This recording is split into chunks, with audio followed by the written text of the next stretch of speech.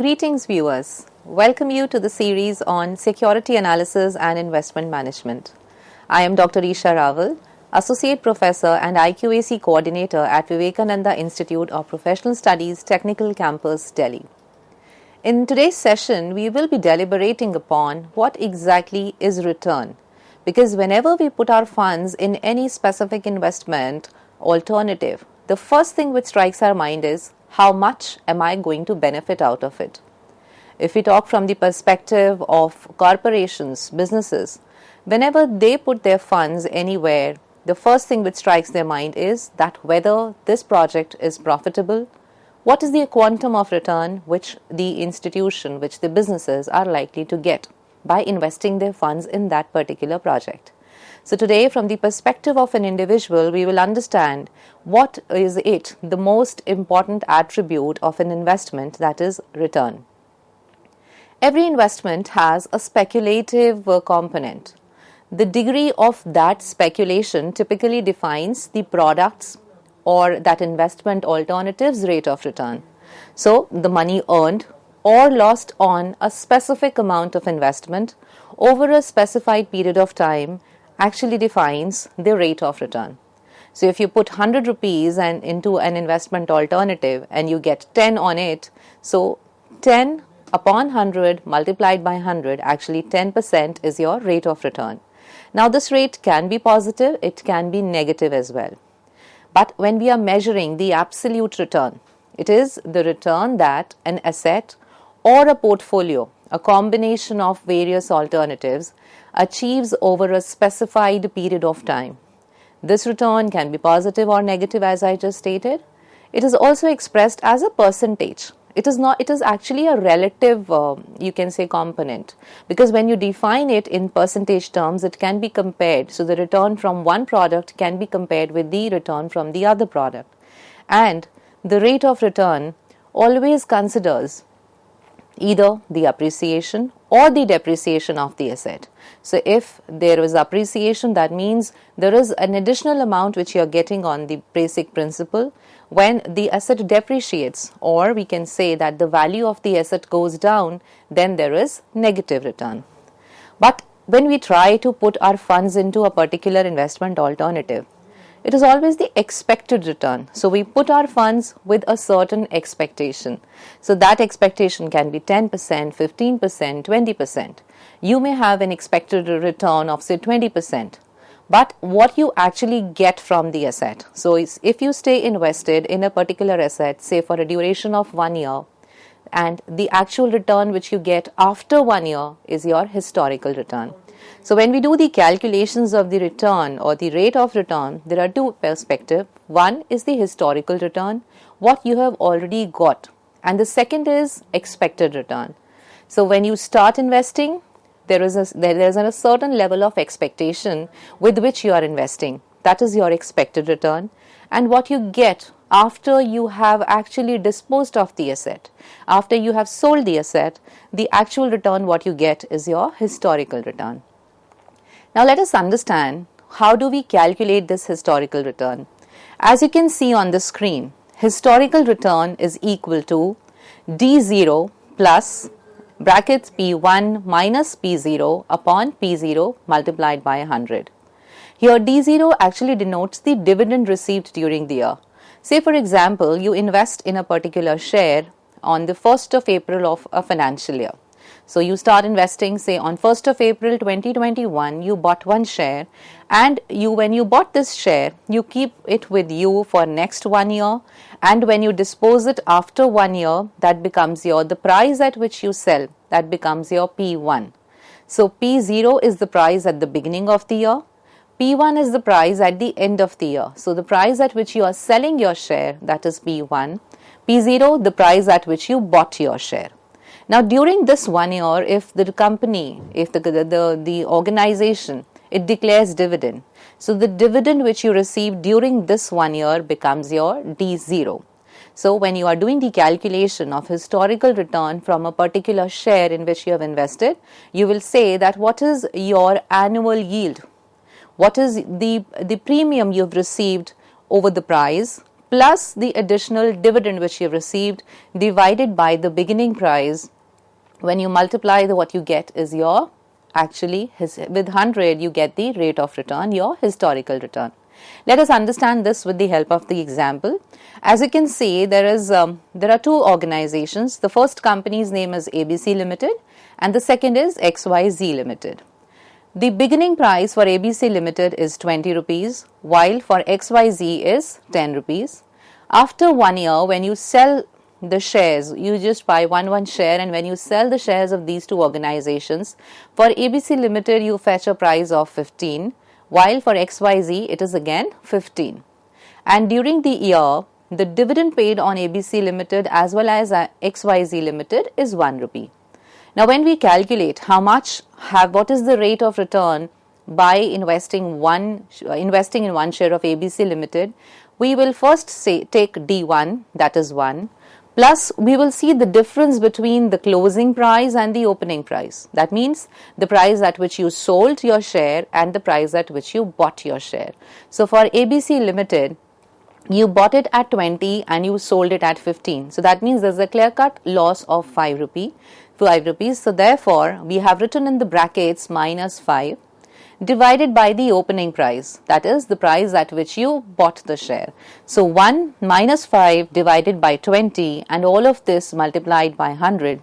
So in this case, as an investor, you are getting a negative return of 20%. So as I mentioned earlier, that the return can be negative, can be positive. So in this case, when we invest in ABC Limited, we are getting negative return of 20%. Now let's do the calculation for XYZ Limited. XYZ Limited, again, there is a dividend of 1 rupee plus there is an appreciation. As I said, that the asset can appreciate or depreciate.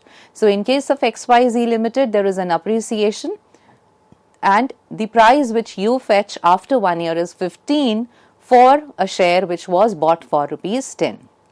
So 1 plus 5 divided by the opening price, the price at which you bought the share was 10, multiplied by 100, and in this case we are getting a positive return of 60%. So that is how we do the calculation of historical returns when you are investing in individual shares. So you invested in one share of ABC Limited and one share of XYZ Limited, and we saw that the return can be negative, can be positive depending upon what is the profit which you are making during the year. Now let us understand that suppose I as an investor, I may not be interested in investing in just one share or in one company or in one organization or for that matter in just one sector. I would like to diversify my investments. I would prefer investing in multiple assets. I may prefer investing in different sectors because I would want to protect myself from the risk. Because when I stay invested in just one company, there is high amount of risk. But if I create a portfolio, if I invest in a basket of securities wherein there is negative correlation with each other, so I will be protected against the loss which I may incur by staying invested in just one sector. So actually portfolio diversification helps us in protecting ourselves from the risks which are associated with different businesses. Now, if you as an investor, you invest in a portfolio of securities, how do you do the calculation of historical return? So let us understand how do we calculate the return of a portfolio. The return of a portfolio is a simple extension from a single investment to a portfolio which can be calculated as the weighted average of returns of each investment in the portfolio, and as you can see it is represented as W1, which is weight of each investment in the portfolio. What is the quantum of funds invested in the portfolio? What is the weight of investment in the portfolio multiplied by the rate of return of each investment in the portfolio? So here we are trying to do a summation of the weighted returns of all the assets, and when we sum it up, what we get is the historical return of the portfolio, the entire portfolio. So if you are investing in two securities, you will take the weighted returns of the two securities and add them up. If there are three, if there are more, and there can be n number of securities, the simple formula is that you will do the summation of the weighted returns, and what you get is the historical return of that particular portfolio. Let us understand this with the help of an example. So when we are measuring the historical return of a portfolio, let us say, you can see on the screen that there are three stocks: stock X, stock Y, and stock Z. When you bought these shares XYZ, the prices at the beginning of the year, that's 1st of April 2021, assuming that you bought these shares on 1st April 2021, the price of X was 20, while of Y was 30, and for Z it was 50. And you hold these shares for a period of, say, 1 year. The holding period, again, we are assuming it to be 1 year. And after 1 year, when you sell these shares, the prices which you fetch for X is 30, for Y is 40, and for Z it is 60. So you can see that there is an appreciation in all the three assets. So we are assuming that the market is bullish and the prices are rising, and that is why there is an increase in the price of all the three companies. The yearly dividend which you get on X is 2, Y is 3, and for Z it is 5. Now when we want to calculate that what is the overall benefit, what is my overall rate of return by investing in all these three different companies, how will I do the calculation? As I said, that when you are doing the calculation of historical return, when you are investing in multiple securities, you will first of all identify what is the weight of investment, what is the quantum of investment in the particular stock, and then you will do the calculation of the return from that particular stock. So let us understand first of all what is the weighted return of X. Now here for the stock X, if we want to calculate, we get a return of, we bought it at 20, we sold it at 30, plus we got a dividend of 2 rupees. So my return will be 30 minus 20 plus 2. So closing price minus the opening price, so I make a profit of 10 here, plus I get yearly dividend of 2 rupees. So total 12 divided by my opening price, the price at which I bought the share, that is 20, whole of this multiplied by 100, and clear cut I get my return of 60% by investing in stock X. On similar pattern, if we calculate the return for Y, we get 40 minus 30 plus 3, whole of this divided by the initial price, that is 30 into 100, and I make a return of 43.33% on stock Y. Similarly, on stock Z, I get a return of 50%. So here I have done the calculation of individual stocks. Now I know what are the historical returns of individual three stocks. But what am I expected to calculate is the return, overall return. Now, how do I calculate the weight from here? If you see, the initial price or the total quantum of money invested in the beginning, that is on 1st of April 2021, is 20 plus 30 plus 50. So I am making a total investment of 100 rupees, out of which 20 is being invested in X, 30 is being invested in Y, and 50 is being invested in Z.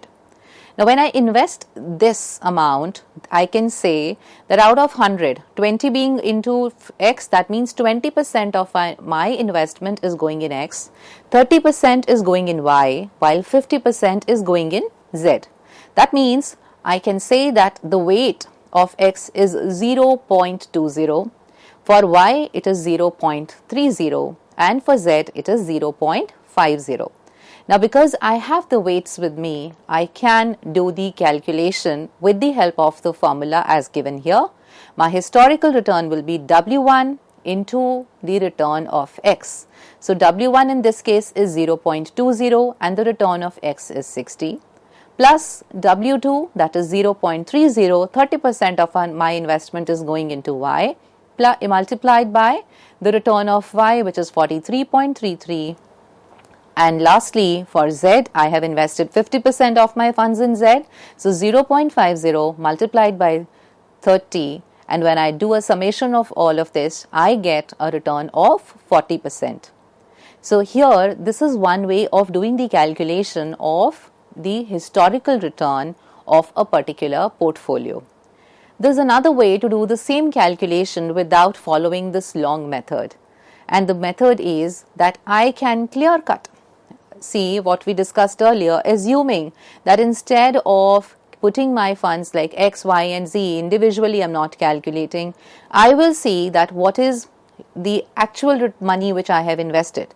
So here if I see the price as on 1st of April 2021 and I see what are the funds, the value of funds which I am putting in. So when I do a total of 20 plus 30 plus 50, I get a total of 100. And I see 100 rupees which I have invested in 3 different stocks at the beginning of the year, they are giving me, when I sell them off after 1 year, I get 130. So I can say that this is the appreciation in my portfolio value. I can say that the 100 rupee which I invested is now giving me or is now reaping a profit of 30 rupees. So because I can dispose them off at 130. And during this entire 1 year, I have got 2 plus 3 plus 5, that is 10 rupees as the yearly dividend. So that is my annual return.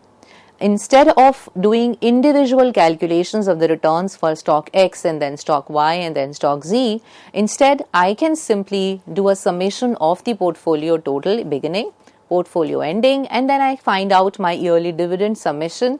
When I use this, I can again use the same formula which I used for calculating just individual stock, the historical return of one stock. So in this case, I will put my annual return as 10 rupees plus the appreciation in portfolio value, that is 30, 130 minus 100, which gives me a value of 30, divided by the initial opening price or the price at which I bought my all the shares together, that is 100, and when I multiply it with 100, I get my return as 40%. The answer remains the same, it's just that there is a difference in the method of computation. Here, when you know that the duration of holding the stocks is same, when you are selling the stocks at the same time, this method can also be used to calculate the historical return of a portfolio. So till now, we have done the calculations only with respect to the historical returns. But as an investor, when we start investing, there is always an anticipated return.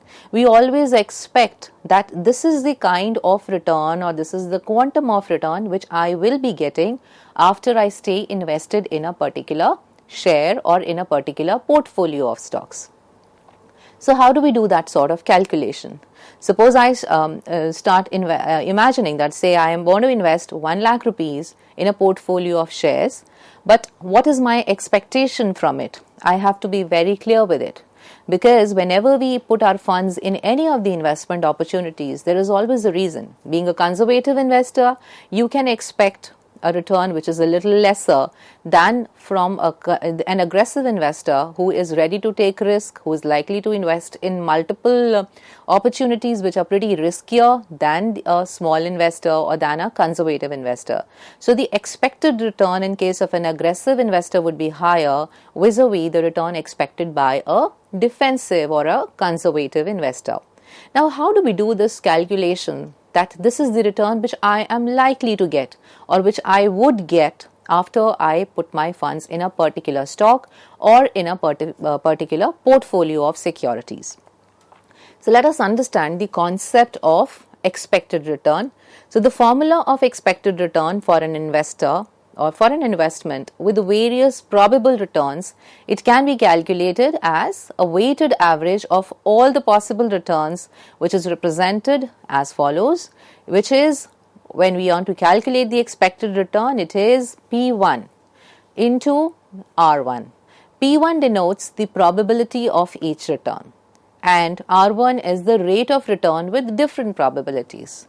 And then when we do a summation of all of the P1 multiplied by R1 of all the stocks in the portfolio, we can actually say that this is the expected return.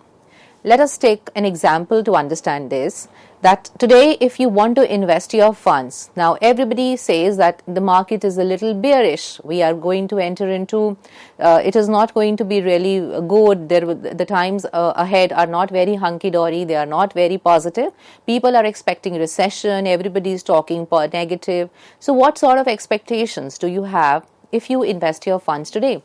Obviously, you will create a scenario, you will assume that what if the price rises, what if the price falls, and what if there is medium return. You can have different sorts of expectations when you're putting your funds today. And the likelihood, because everybody is talking of recession, everybody is talking of a bearish market ahead, the expectation would be on the lower side. Let us understand this with the help of an example. Now, if you invest in a particular share today and you anticipate 3 different scenarios. One scenario can be that everything is going to be too good, the GDP growth rate will be good, the economy will be in your favor, the business is likely to do good, the management of the organization where you're putting your funds will take the right decisions, the projects in which they invest will reap good returns. So with that sort of expectations, you assume in first scenario that there is a probability, there is an expectation of 25% that the return from this stock would be 36%. A highly positive, optimistic, I would say, investor who is assuming that in the first case, he assumes that there is a 25% probability that he will be getting a return of 36% from the particular stock in which he is investing. The second assumption he makes is, the second scenario he assumes that there is a probability of 50% that he is likely to get a moderate return of 26%. And the third scenario which he takes is that there is a probability of 25% that he will be getting a very minimal return of 12%. So when he assumes and creates these scenarios that highly positive, mediocre, and then a little pessimistic, then in that case he assigns the probabilities looking at the scenario in the market, and when these probabilities are assigned and the expected returns are calculated, you can actually calculate the overall return from that particular stock which I as an investor can expect. How do we do that? We multiply with the scenario 1 probability with scenario 1 return. Then we add it to the probability and the return of the second scenario, the weighted average of probability and the return of the second scenario, and then we add it again. We go to the third scenario wherein we multiply 0.25 with 12%, that is the expected return from that particular scenario. What we've done here is we have created 3 different scenarios, assigned 3 probabilities to them depending on the market situation. Then we identified that what if the scenario is very good, what return, the second scenario mediocre return, and third scenario a below average return. And when we do this calculation, we can say that when we multiplied 0.25 with 36 plus 0.250 with 26 plus 0.25 into 12, what we get is 25% expected return from a particular stock. So as an investor, you can actually identify what sort of expectations you can have from the particular stock. So this is the when we are discussing about just one individual stock. But again, like we did the calculation in the historical returns, similarly, when we want to calculate the expected return of a portfolio, how do we do the calculations? The similar lines what we have done in historical return, the expected return of a portfolio can be calculated as the weighted average of expected returns of each investment in the portfolio, and the calculation can be done as follows, like your expected return is equal to W1 into expected return of 1 plus W2 into expected return of 2, so on and so forth. So if there are n stocks, you will multiply the weight of the first stock, nth stock multiplied the expected return of the nth stock. So weight is again the quantum of investment made, and the expected return is the expected rate of return of each investment in the portfolio. Let us understand this again with the help of an example. So when you are doing the calculation, considering that there is a portfolio of 2 securities. These securities are A and then security B, with the 50% investment in A and 50% investment in B. When I say 50% in A, that means it is the weight is 0.50 for both the securities. The characteristics of returns under 3 different scenarios with different probabilities for the 2 securities and the portfolio, they are as follows. So in this case again, we have taken 3 different scenarios, scenario 1, 2 and 3. The probabilities assigned to the scenarios are 0.25 for the first scenario, 0.50 for the second, and 0.25 for the third scenario. In scenario 1, the rate of return expected from stock A is 40%. For scenario 2, it is 30%, and for scenario 3 is 20%. Again, for B, it is 20, 30, and 20. Now, let us see how do we do the calculation. In return, for calculating return of stock A, we multiply 0.25 with 40, then 0.50 with 30, and 0.25 with 20. That gives us a return of 30%. And for calculating the expected return of stock B, on similar lines when we calculate, we get 25% as the return. So, when you want to calculate the overall return of the portfolio, that will be W1 into expected return of A plus W2 into expected return of B. That gives us the value as 27.50%. So, in this way, we can actually calculate the return, the expected return on a portfolio. There can be 2 securities, there can be 3 securities, and on similar lines, we can do the calculation. So, with this, I finish my session here. Thank you.